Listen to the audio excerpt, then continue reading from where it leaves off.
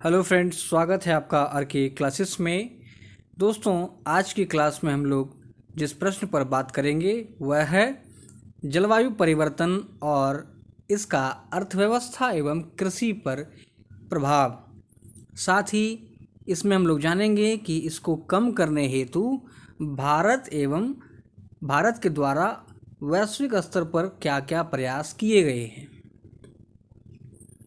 दोस्तों, शुरू करने से पहले यदि आप इस चैनल पर नए हैं तो चैनल को सब्सक्राइब कर लें, पास वाले बेल आइकन को जरूर दबाएं और सभी साथियों से निवेदन है कि इसको शेयर करें, अधिक से अधिक शेयर करें और एटलीस्ट 100 लाइक तक जो है इसको इतना शेयर करें कि 100 लाइक्स मिल सके, क्योंकि ये कहीं ना कहीं एक मोटिवेशन होता है। लगता है कि आप जो काम कर रहे हैं वो अच्छा लग रहा है किसी को, तो ये लगातार जो है सीरीज जारी रखने का मन करता है। उम्मीद है आप समझ रहे होंगे इस बात को, इसलिए सभी से रिक्वेस्ट है कृपया इसे अधिक से अधिक शेयर करें।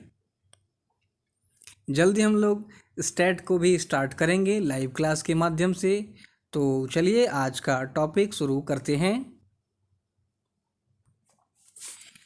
अपना प्रश्न है कि जलवायु परिवर्तन और इसका अर्थव्यवस्था एवं कृषि पर क्या प्रभाव है। कहता है किसी राष्ट्र विशेष के रहन सहन, खान पान, कृषि, अर्थव्यवस्था आदि के निर्धारण में जलवायु की महत्वपूर्ण भूमिका होती है। और ये बिल्कुल सच बात है, क्योंकि देखिए अगर कहीं का जलवायु ठंडा है, काफ़ी ठंडा है, तो वहाँ पर जो है वहाँ का रहन सहन अलग होगा। वहाँ जो है गर्म चीज़ को ज़्यादा खाया जाएगा, वहाँ पर अलग प्रकार की खेती की जाएगी।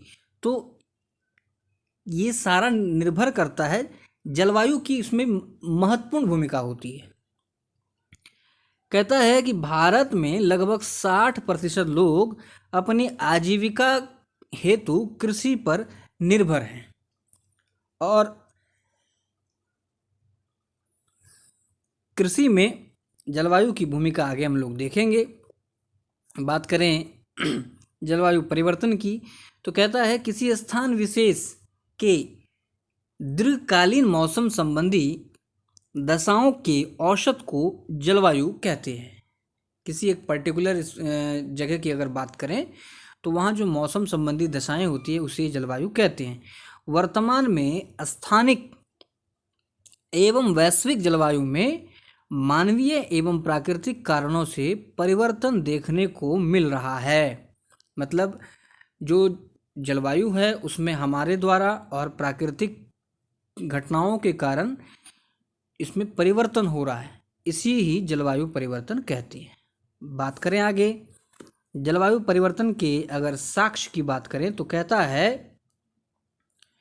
कि हिमांक मंडल लगातार सिकुड़ रहा है। पिछले दशक में अंटार्कटिका में बर्फ पिघलने की दर जो है ये 3 गुना बढ़ गया है और इसका रीज़न है क्लाइमेट चेंज, जलवायु परिवर्तन। कहता है जिस कारण ये जो बर्फ पिघलने का दर जो इतना तेज़ी से बढ़ रहा है, इसकी वजह से वैश्विक समुद्र स्तर में 8 इंची की वृद्धि को देखा गया है। तो ये काफ़ी जो है आगे जाके आने वाले समय में एक बड़ा खतरा हो सकता है। इसके अलावा महासागरों की ऊपरी परत द्वारा अवशोषित CO2 की मात्रा में प्रति वर्ष 2 बिलियन टन की बढ़ोतरी हो रही है। तो ये दिखाता है कि जलवायु परिवर्तन का क्या क्या असर हो रहा है।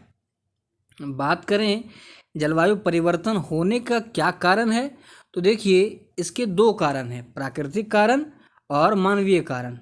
प्राकृतिक कारण के अंतर्गत अगर हम लोग बात करें तो कहता है प्राकृतिक कारण में सौर विकिरण में बदलाव होना, ज्वालामुखी विस्फोट आदि शामिल है।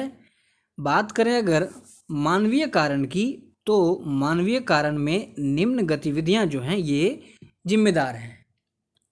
मानव जलवायु परिवर्तन में किस प्रकार से कह लें आप इसे बढ़ा रहा है, तो कहता है वनोन्मूलन, जंगलों की कटाई, पशुपालन, कृषि में वृद्धि अलग अलग तकनीकों के द्वारा, फर्टिलाइजर्स इत्यादि के द्वारा नाइट्रोजन उर्वरकों का कृषि में प्रयोग, ये सब जो है जलवायु परिवर्तन के लिए जिम्मेदार है। आगे कहता है भूमि उपयोग में परिवर्तन भी इसके लिए जिम्मेदार है। बात करें सबसे महत्वपूर्ण कारण की तो ग्रीन हाउस गैसों का उत्सर्जन, carbon dioxide, methane, nitrous oxide, sulphur dioxide आदि के उत्सर्जन में वृद्धि जो हुई है वो एक प्रमुख कारण माना जाता है। बात करें कृषि पर इसका क्या प्रभाव होता है जलवायु परिवर्तन का, तो कह रहा है कि कृषि को जलवायु परिवर्तन ने व्यापक स्तर पर नकारात्मक रूप से प्रभावित किया है, एक बड़े लेवल पर प्रभावित करता है। किस प्रकार से जानते हैं, कहता है कि भारत की अधिकांश कृषि जो है ये वर्षाधारित है और जिस पर मानसून की अनिश्चितता बनी रहती है। ऐसे में अगर ये जो है जलवायु परिवर्तन होता है तो हम लोग ये जो मानसून का जो एक एवरेज लिमिट होता है वह और भी जो है पूरी तरह से पता ही नहीं चलेगा कब क्या होने वाला है। तो कृषि में एक तो हम लोग पहले से ही मानसून की अनिश्चितता को मार को झेलते हैं और जब जलवायु परिवर्तन का इस पर प्रभाव पड़ेगा तो यह और भी विकट स्थिति को अपना लेगा। कहता है कि वर्षा के असामान्य वितरण से कहीं तो बाढ़ है तो कहीं सूखा जैसे हालात हैं। आगे देखते हैं। आगे कहता है कि पूर्वोत्तर भारत में बाढ़, पूर्वीय तटीय क्षेत्रों में चक्रवात, उत्तर पश्चिम में सूखा, मध्य व उत्तरी क्षेत्रों में गर्म लहरों की बारंबारता एवं तीव्रता में वृद्धि होना। तो ऐसे में क्या होता है, इन क्षेत्रों में जो फसलें होती है या जिस हिसाब से मौसम के हिसाब से जो चीज़ें लगाई जाती है वैसा नहीं होने पर काफ़ी नुकसान होता है। आगे कहता है कि वायुमंडल में CO2 की सांद्रता बढ़ने से गेहूं, चावल, सोयाबीन जैसे खाद्यान्न फसलों में प्रोटीन एवं अन्य आवश्यक तत्वों की कमी को देखा गया है। इसलिए अभी क्या हो रहा है कि एक तरफ अगर बात करें नॉर्मल, अगर किसी फल की बात करें और कहीं अगर ऑर्गेनिक कृषि की बात करें, ऑर्गेनिक द्वारा उगाया गया ऑर्गेनिक कृषि द्वारा उगाए गए फल की बात करें या सब्जी की बात करें तो ये काफ़ी महंगा होता है और ये इसके मुकाबले काफ़ी सस्ता होता है। लेकिन अगर बात करें ऑर्गेनिक की तो इसका प्रयोग अभी जो है बड़े पैमाने पर नहीं हो रहा है, सभी किसानों तक इसकी पहुंच नहीं है। तो इन सब वजहों से जो छोटे किसान होते हैं उन्हें काफ़ी नुकसान झेलना पड़ता है। आगे कहता है कि FAO के अनुसार भारत को वर्ष 2015 तक लगभग 125 मिलियन टन खाद्यान्न उत्पादन का नुकसान हुआ। तो काफ़ी बड़ा जो है नुकसान हुआ है। भारतीय कृषि अनुसंधान संस्थान के अनुसार प्रति 1 डिग्री तापमान बढ़ने पर गेहूं के उत्पादन में 4 से 5 मिलियन टन की कमी होती है। तो देख रहे हैं किस तरह से कृषि के ऊपर यह प्रभाव डाल रहा है। आगे कहता है कि जलवायु परिवर्तन के कारण परागकणकारी कीटों की संख्या में कमी हो रही है, जिससे क्या होता है कि कृषि उत्पादन पर इसका नकारात्मक रूप से प्रभाव पड़ता है।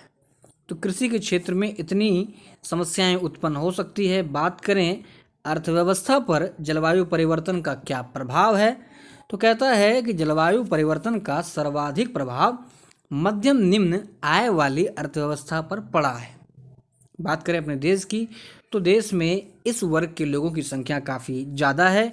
एक अनुमान के अनुसार जलवायु परिवर्तन के फलस्वरूप वार्षिक वैश्विक सकल घरेलू उत्पाद का लगभग 5 से 20% तक इसके प्रभाव को कम करने में व्यय हो सकता है। तो काफ़ी बड़ा अमाउंट इसमें हमारा है, इसी में खर्च हो जाएगा। कहता है विश्व बैंक की एक रिपोर्ट के अनुसार जलवायु परिवर्तन 15 वर्षों में 45 मिलियन भारतीयों को अत्यधिक निर्धन बना सकता है। तो देखिए किस प्रकार से हमारे कृषि के ऊपर और हमारी अर्थव्यवस्था के ऊपर भी इसका प्रभाव पड़ रहा है। आगे कहता है कि जलवायु परिवर्तन से आय असमानता में वृद्धि होगी, जो कि पहले से देश में काफ़ी हाई लेवल पर भरा हुआ है। साथ ही इससे राष्ट्रीय अंतर्राष्ट्रीय स्तर पर भी प्रवासन में वृद्धि होगी। आगे कहता है कि जलवायु परिवर्तन के प्रभाव को कम करने हेतु क्या क्या प्रयास किए गए हैं। तो कहता है कि वैश्विक स्तर पर की गई पहल की अगर बात करें तो वर्ष 2015 में पेरिस जलवायु समझौता ये अस्तित्व में आया, जिसके तहत तापमान को पूर्व औद्योगिक स्तर में 2 डिग्री सेंटीग्रेड तक सीमित रखने की घोषणा की गई तथा आगे इसे 1.5 डिग्री सेंटीग्रेड तक सीमित रखने का प्रयास करना है। ये उनका मोटो है और इसी को COP25 में पेरिस समझौते के जो प्रावधान है इसको क्रियान्वित करने की प्रतिबद्धता जो है सदस्य देशों के द्वारा जताई गई है। बात करें भारत की हरित कार्रवाई की तो कहता है कि वर्ष 2022 के अंत तक भारत द्वारा 175 गीगावाट नवीकरणीय ऊर्जा क्षमता का लक्ष्य रखा था, लेकिन इसे बढ़ा करके 450 गीगावाट का लक्ष्य रखा गया है। आगे कहता है कि वर्ष 2030 तक गैर जीवाश्म ईंधन आधारित संसाधनों ने लगभग 40% विद्युत शक्ति स्थापित क्षमता को प्राप्त करना है। इसके अलावा राष्ट्रीय वनीकरण कार्यक्रम, हरित कौशल विकास कार्यक्रम, जैविक कृषि आदि को बढ़ावा देना जैसे कई कार्यक्रम भारत सरकार के द्वारा चलाए जा रहे हैं। अलग अलग राज्यों में अलग अलग स्तर पर ग्रीन कॉरिडोर या फिर आप इस चीज़ को कह लें जैविक कृषि को बढ़ाने के लिए सरकार के द्वारा सब्सिडी दी जा रही है, लोगों को जागरूक किया जा रहा है। तो कई सारे जो हैं कार्यक्रम सरकार के द्वारा किए जा रहे हैं। बात करें निष्कर्ष की तो देखिए, हमें पृथ्वी एवं उसके संसाधनों के संरक्षण को व्यवहार में लाकर जीवन शैली का हिस्सा बनाने की ज़रूरत है। प्रकृति हमारा भरण पोषण करती है, इसके बदले में हमें प्रकृति की देखभाल व संरक्षण को प्राथमिकता देनी होगी। तो ये था आज का महत्वपूर्ण प्रश्न। उम्मीद है आपको ये चीज़ समझ में आया होगा। वीडियो अच्छा लगा तो इसे लाइक और शेयर ज़रूर करें। मिलते हैं बहुत जल्द अगले लेक्चर में। इसके अलावा जो साथी मैसेज करते हैं उनको मतलब बहुत बहुत धन्यवाद है।